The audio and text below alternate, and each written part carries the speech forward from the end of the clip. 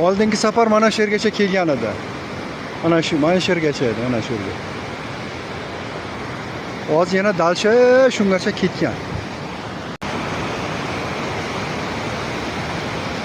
Yo'ldagi manzaralar mana shu. Uloqlari bor, suvlari bor.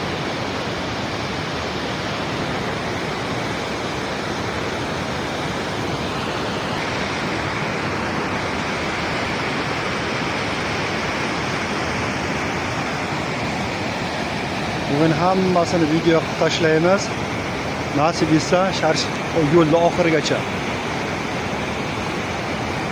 Kuzatuvchilardan uzr so'rayman, ancha video tashlamadim.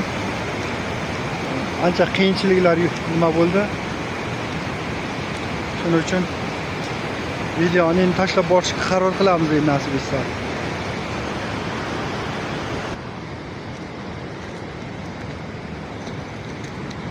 Mana buni yangilik desa bo'ladi mana.